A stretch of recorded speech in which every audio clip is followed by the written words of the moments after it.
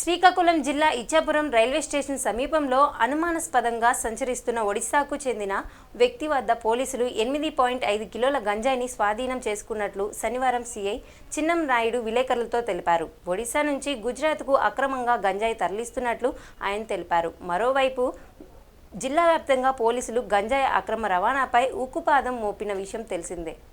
నెల 27/9/2024 అనగా నిన్న సాయంకాలం 4 గంటల సమయంలో ఒరిస్సాలో పొలసర గ్రామానికి చెందిన సింహాచల మహంతి అనే వ్యక్తి ఒక బ్యాగ్తో ఇచ్చాపురం రైల్వే స్టేషన్కి వెళ్ళే దారిలో అన్నా క్యాంటీన్ దగ్గర అనుమానాస్పదంగా తిరుగుతుండగా ఇచ్చాపురం టౌన్ ఎస్ఐ గారు తనిఖీ చేయగా ఆయన బ్యాగ్లో సుమారు 8.160 గంజాయి అనేది కలదు. ఎక్కడి నుండి తీసుకొస్తున్నారుగా ఒరిస్సాలోని కంధమాల జిల్లా నుండి తీసుకొచ్చి బడగల ప్రాంతం నుండి తీసుకొచ్చి గుజరాత్ తీసుకెళ్తుండగా ఇక్కడ ట్రైన్ ఎక్కడానికి వస్తుండగా పట్టుబడ్డాడు.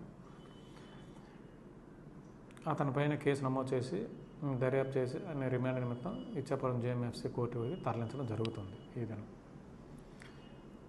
కంటిన్యూస్గా గంజాయి కేసులో పట్టుకుంటున్నాం కావున గంజాయి తల్లిదండ్రులకు ఎప్పుడు ఈ నిరంతరం ఇస్తున్న సూచనలే మరలా ఇవ్వడం జరుగుతుంది.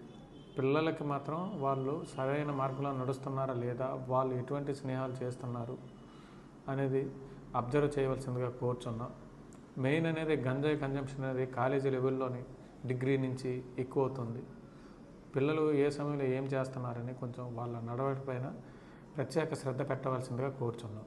ఎందుకంటే చిన్న చిన్న అలవాట్లే భవిష్యత్తులో పెద్ద పెద్ద నేరాలకి దారితీస్తాయి. మెయిన్ ఏంటంటే గంజాయి మత్తు అనేది ఆ మత్తులో పడి స్నాచింగ్లు జరుగుతున్నాయి, మానభంగాలు జరుగుతున్నాయి.